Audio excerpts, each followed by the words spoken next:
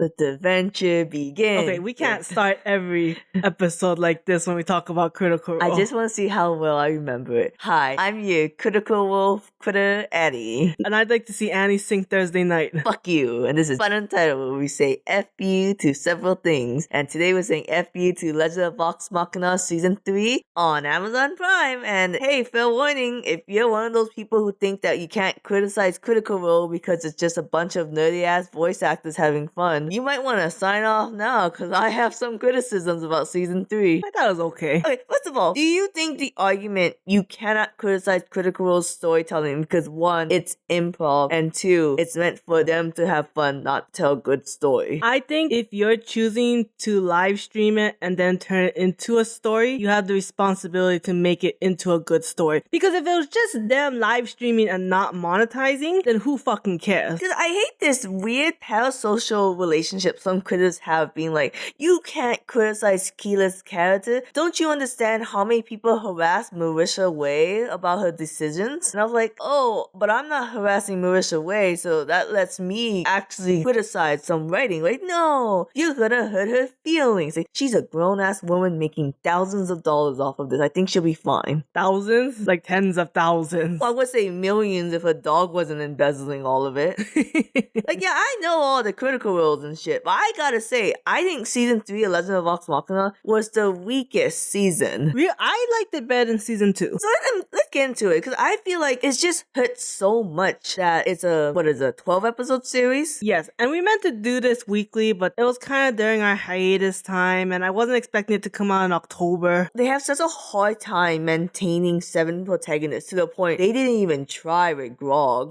The last time we released Season 2, they're fighting the Dragon Conclave, and they're trying to get to several, like, god relics. So far, Vax got his Raven Queen armor, Vex got her bow and arrow, Grog got his electric gauntlet, Scanlan got his lore sword, so everyone else doesn't have one. Those are the ones we have so far. I thought Pike has the armor. She got this season. Oh. So the end of Season 2, that's just where it stands. Oh. And so after Grog got his stupid gauntlets from his uncle, he plays no role in Season 3 whatsoever. The only thing I can think of is that he made the plan when they infiltrated the dragon's nest, which honestly, it was so out of character, Grog had to be like, what did I miss? I blacked out for a second. And when he held Scanlan up and didn't let go because Pike said don't move an inch. And I'm like, that's just a stupid joke. They honestly should have just written out Scanlan and his daughter's subplot. Because in the original Legend of Vox Machina live stream, just Vox Machina, I understand why Scanlan would be like, I want to hang out with Kaylee. Because this whole adventure is taking like weeks, hours of their lives, you know? So like, he doesn't know when they're ever going to be done fighting the Conclave. Meanwhile, in the animated show, because the pace is so whiplash fast, it's like, Scanlan, you really couldn't just wait a week until you wanted to hang out with your daughter? They could have been dead. Could have been dead. I don't know. Like, he kept going back and forth with Kaylee to the point I was like, just write Kaylee out of the show. I don't understand why doing this voice drama. Take some of the screen time you give to Kaylee and give it to Grog. Give him some kind of plot. And like, oh, you can't do that. You can't deviate from the original, which I say bullshit, because Ashley Johnson's character wasn't in the original a lot because she was filming for Blindside. So they gave her the whole hell shit. That Sandra Bullock movie about the football player? No, sorry, maybe Blindside. It's a TV show. It's a crime show. Okay. Maybe the black football player became a detective. Who knows? I never watched it. So like, if you can make up a storyline for Pike, which by the way doesn't make sense if you're a new viewer, you can make up a storyline for Grog. So those are the 2 weakest ones. And then actually we'll move on to Pike, who I think has the next weakest storyline of her questioning her faith with the Everlight. That made no fucking sense to me, because all of Season 1 was her being like, Everlight, I think I believe in you. Look at you, you little sexy silhouette. Oh, you're gonna forsake me in Season 3? Okay. Remember how much time was spent with fucking Pike in Season 1? Yes. And then I thought it was weird when, you know, she made the deal with Asmodeus. Whatever his bitch boy's name is. And he told her, your power comes from your blood. And that's why when Vox Machina got poisoned, she healed them with blood. But after that, she kept trying to use the Everlight again. And I was like, girl, you just realized that it's your blood. Why are you still trying to talk to the Everlight? I think stupid being like, I got this armor from hell. Which I don't even know how much is canon and how much was written for the animated show. But she's like, wait a second, this power isn't the armor, it's me. That was so stupid. It was just like, what are we trying to do? Friendship is magic shit? That reminds I think it's the literally weakest writing of Legend of Vox Machina season 3 when Scanlan was in a coma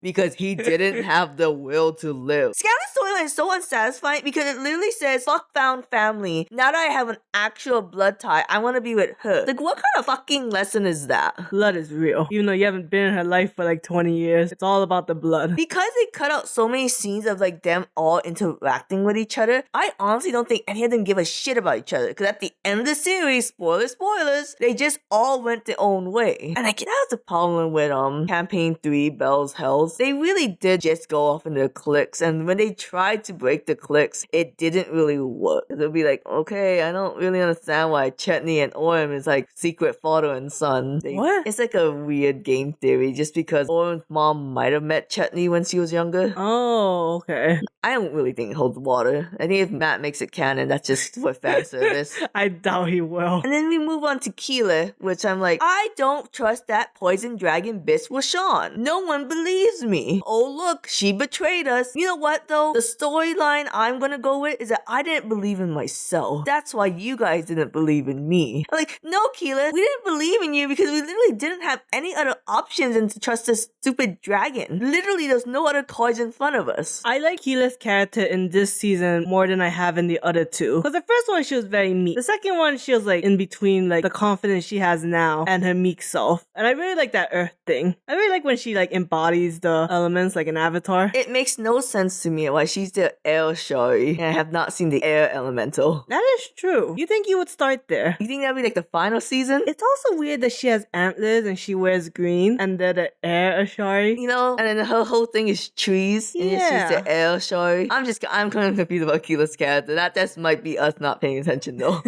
So it's kind of like, okay, and Keela's whole thing is like, I'm going to outlive everyone. Why are you gonna outlive everyone? Because you're an elf? Because when she becomes the voice of the air Ashari, she's gonna live for thousands of years. Okay. Or whatever that, the voice of the temple, whatever that title is called. Yeah. I know she's gonna live forever. That's why she's alive even when Bell's Hells meets her. Well, I guess they're all technically alive. But yeah. Technically. Wait, so I think in the middle of the world is Keela. That's what it is. And like, so I'm saying Vax, Vex, and Percy, they got a lot more attention than everyone else. I still don't think the storylines was good. Percy. Oh, Percy's higher than Keela? Hell yeah. This is what I don't get about Percy, okay? I don't understand why they didn't give him a god relic. I understand they didn't give Keela a god relic too. She was at least involved in the final fight against Thorak and Voshan. Percy dies before he can have the final confrontation. So he's effectively written out of the dragon plot and he is forever stuck in just the Whitestone plot because all he does is deal with Ripley. To be fair though, let's not do the whole children's anime of 7 heroes, 7 relics. Destined were they to meet.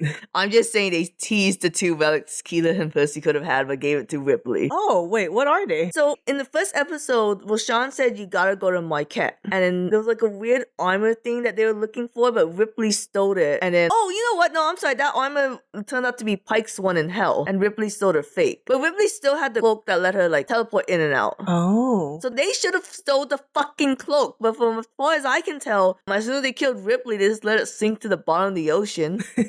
That's another thing about the fucking relics I didn't understand. They did all this work to get the relics, but it really didn't fucking matter. They only used Pikes and Vax. I would strongly argue they didn't even use Grog at all. And a little bit you can argue that they used Scanlan. And Vex, right? With her plant owl. Yeah, she's always doing the arrow thing. The fights are cool. The animation in this season I thought was better, at least better than the second one. I think first one was pretty good too though. No matter what, I gotta tell myself, this was a show originally on Kickstarter. They only wanted 2 episodes to do Whitestone, and then it blew the fuck up, and then Amazon bought it, so that's how they're able to do a lot. So it really is just for the fans. But I'm like, man, you cannot tell me this is the best adult animated series. No, God no. Yeah, I've seen people like champion that title, and I'm like, no. I would argue that Rick and Morty beats some of the episodes of Legend of Vox. Unless you want to just look at the art. If you want to ignore the story and just look at art, then I guess guess you can say is one of the best adult animations. I don't know if that's fair to say because this art direction was used originally for Teen Titans. What was it called? The Young Justice, right? Yeah. So it's kind of like maybe it's like it's not specific to adults for me, you know? Yeah. Because this art style has been used in 2 genres, so it's like, well, I don't know if it really counts. I guess it It's not even that good. Like it's nice. But it's like I don't know. Maybe I'm spoiled by anime, but honestly, okay. honestly, right? It was like it's no Chainsaw Man. No One Piece, not even Dragon Ball. They do the blood hitting the screen a little bit too much in season 3. You know, actually, I like that. Oh, okay. I think I like the little fourth wall breaking kind of, because that's something that's not done too often. I think you'd see it more maybe in like a movie, maybe. I thought the Percy and Vex storyline went way too fast. Because like, oh, can't you understand? Vex thinks that everyone she loves dies. That's why her mom died. That's why she's too afraid to fall in love with Percy. And I'm like, we could have had a flashback about this. I don't know how you're supposed to get that just from the animated show. I personally think for 12 episodes, you cannot have on and off again. It's just on or off. Or do whatever Pike and Scanlan is doing. Just off, but like, it's kind of on. The simmer. God, it reminds me of how like that episode of Scanlan's, he had that song about in the chateau. Is it not crazy that they've only introduced the chateau now? That's why leveling up doesn't work in the Legend of Vox Machina. Because I'm sure they leveled up and he got that spell. But like, it's implied that he got this spell from a key, but I have no idea where this key came from. That could just be me just not paying attention. Do you think this show should have just embraced that it was a D&D show? Or do you think it would never be able to get the copyright? I don't think of it. Because Critical's trying to distance himself from D&D, right? Well, I mean, sure, but how successful are you gonna be? Because I know like D20, they do other games, I think it's called like Bicycle and Kids or something. So it's like, it uses dice, but it's a totally different mechanic. And I don't think D&D has the copyright on like multi-sided dice. Yeah. I think Monopoly, if anybody would have that. Could you imagine if you use a D20 in Monopoly? I don't even know how that would work. I rolled D20 for persuasion to buy property. I didn't mean like that. I just mean use the D20 instead of a 2D6. Oh my god, that'd be crazy. But then you couldn't go to jail or have double 10 unless you say like you get a 10 or something. Or you get a nat 20. But you just get multiple twice. dice. Using 2 D20s? You can go for a maximum of 40 times. You gotta get a D20, you gotta have the D10, the D12. Oh, I see what you're saying. Yeah, we're working this out. We're making the ultimate Monopoly. Not that it would matter. Unless you're really trying to strategize, like, that you want to hit a certain property. There are Monopoly expansion packs. So that way you can implement home rules. As it should. I think there's Uno version of that too. Ooh. Sorry, not to digress. But yeah, that's Percy. He dies before the final arc, and they really gotta set the rules of who can be resuscitated and how. Because I don't get why we resuscitated. I think, did we resuscitate Vex? Whatever. Did we resuscitate someone before, and then we resuscitate Percy? I'm like, why did Cash die when he didn't die in the manga? I'm gonna keep it like that. He didn't die in the live stream. I don't know. You said manga. Hell, we could have. Oh my god, we could have written them completely out and added some more goddamn fucking Vex scenes. You know, I think they're really good friends with the voice actors. Who knows? So they let that one die. Maybe they don't like his voice actor anymore. Shut up, they wouldn't let him. You don't know. They already cut out one person. You know what's funny is that I think in the original comics they still had him. I'm like, why did they keep him? Why did they keep the problematic dude that came from the beginning? Oh, really? Yeah. I heard that it would never work out because he always got intimidated of not being as smart as Percy. Oh. Like in real life. Yeah, Taliesin is a smart player. Yeah. Also that Percy died for a long time because this was a period of time where he died in the game and he didn't know he wanted to bring Percy back or bring a new character since Percy's story was already completed with Whitestone. But I think he brought it back for lore. That's a theory, I believe. Oh. Because it would have been an unsatisfying ending for Vex's storyline. Really? Liam didn't care about that with Keeler. Did you like Vex this season? It's just so, I can't be with Keeler. Everyone dies. I'm gonna get several visions from the Raven Queen. No, again, it's 12 episodes. It's too short to be like on and off again. You know, you don't got the 10 seasons of Friends, but even then, that was annoying as hell. Although now that I have that famous finale of her not going on the plane to Paris, and as someone who did not watch Friends at the time, be like, okay.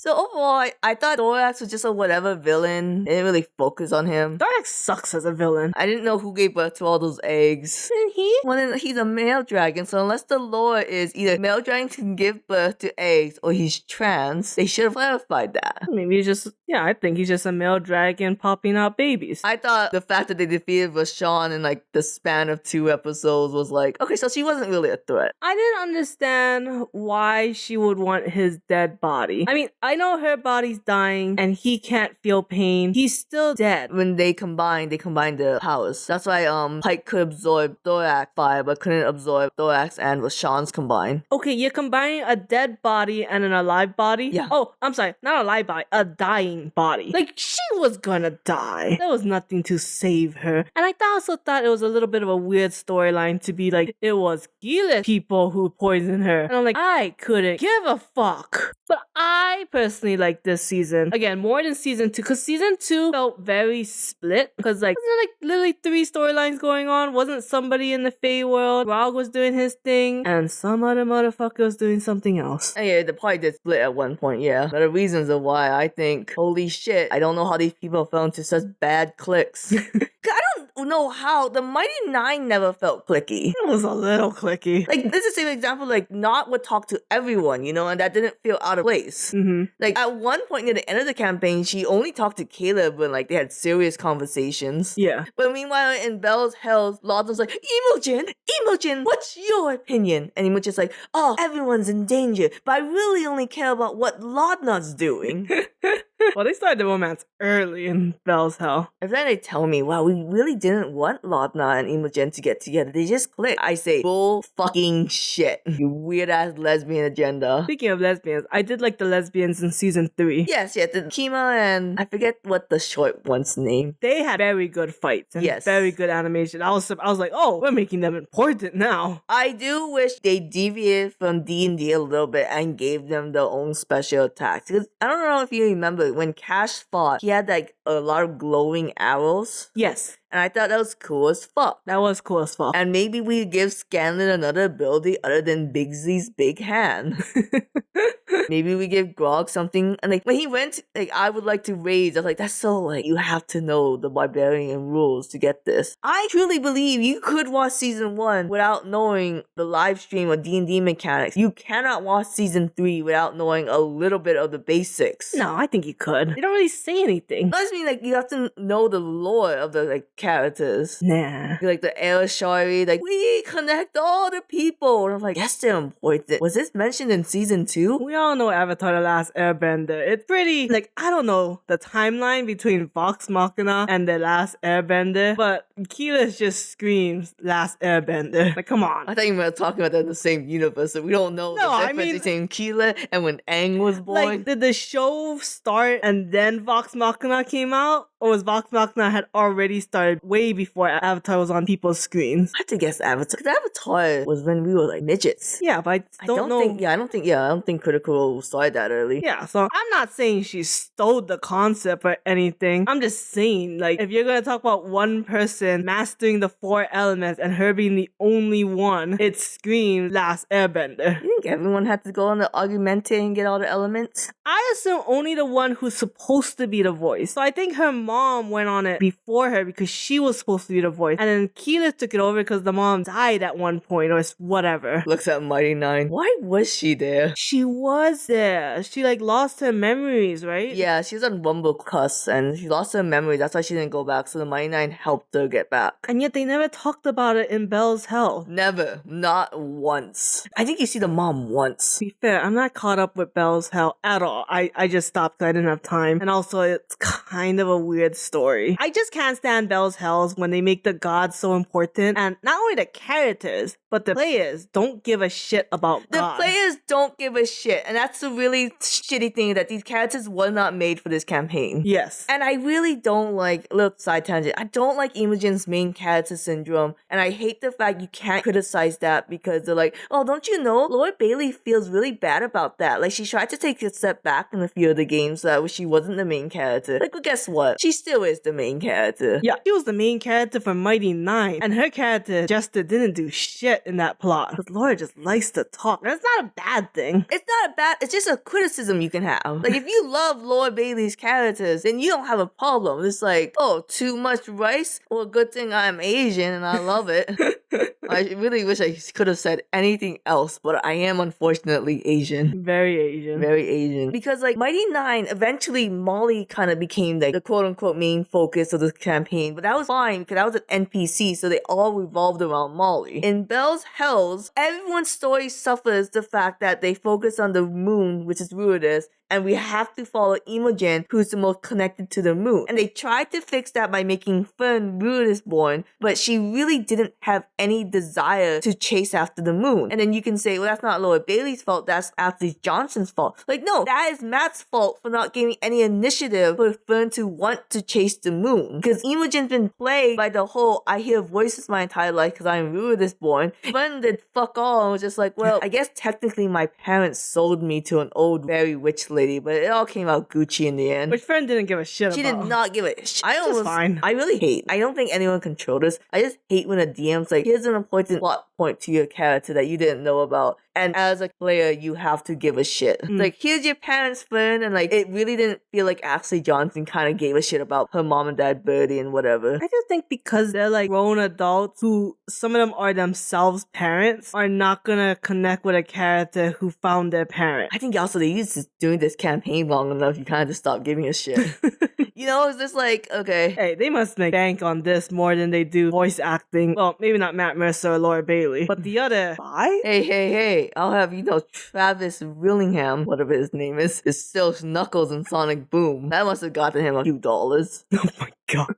Anyways, just because I don't have much to talk about Vox Machina, I'm just going to talk about Belle's Hells a little bit more. No. We're done with this episode. I just want to say the Laudna Delilah storyline was terrible. They shouldn't have brought it back 3 times. And I feel like they only brought back Delilah was because they were working on Legend of Vox Machina. And they were like, oh, hey, let's mention this again. You know, I mean, that was an important storyline. And then they literally just defeated her and like, I think this is it. And everyone else is just kind of like, okay, we're going to mention our thing once, but ultimately it will go back to Imogen. I really do wonder if Legend of Vox Machina had that problem of like Vex took up most of the limelight. I never saw a single episode, so it could be. Okay, and with that, we're just gonna end it there because I didn't care for season 3, and honestly, I've talked ad nauseum because the literally only saving grace for me is the animation. And I don't know what season 4 is about, so that's exciting. I mean, it's supposed to be about the final arc where Grog gets lost in a deck of many things. You keep telling me that as if I'm supposed to know what that means. Yeah, but I didn't want to say any actual important spoilers.